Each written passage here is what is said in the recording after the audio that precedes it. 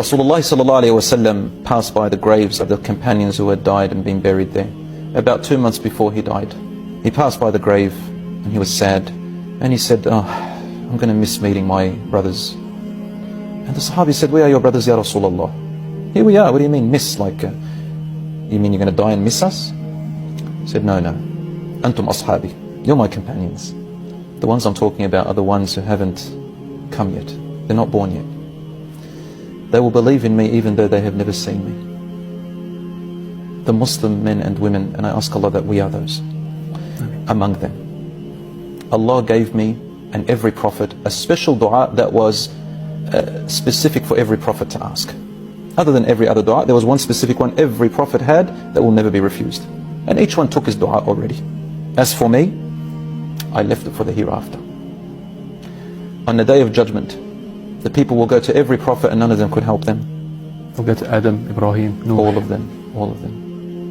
And then finally they'll come to me. So he saved his dua for the hereafter. And Allah will say to him, "Irfa ra'sak ya Muhammad sallallahu alaihi wasallam, lift your head up. Washfa' tushaffa'. Ask me to save whoever you want." And Rasul sallallahu alaihi wasallam will stand up. And what will he say? "Allahumma ummati ummati." Oh Allah, my nation, those who followed me. He doesn't ask about himself. Ya Rabbi ummati ummati. Every other prophet will say nafsi nafsi, myself, myself. Not out of selfishness. Everyone's concerned for their own state. Yeah, a difficult day.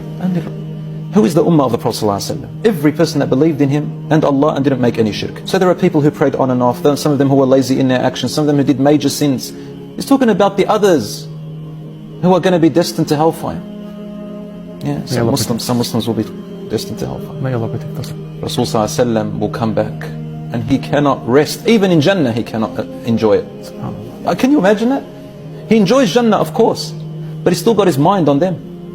So Allah then finally says to the angels, "Go, and every person who has a little mark on his forehead," I mean, yeah, at least they prayed on and off, at least on and off.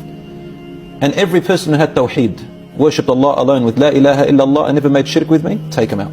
All of them will be saved. Not one will be left with tawheed." And that's when an angel comes and gets a sheep and says, "O people of hellfire and Jannah, this is death." And he slaughters death and says, "No more death after here. People of hellfire stay in for eternity, people of Jannah for eternity." La hawla wa la quwwata illa billah.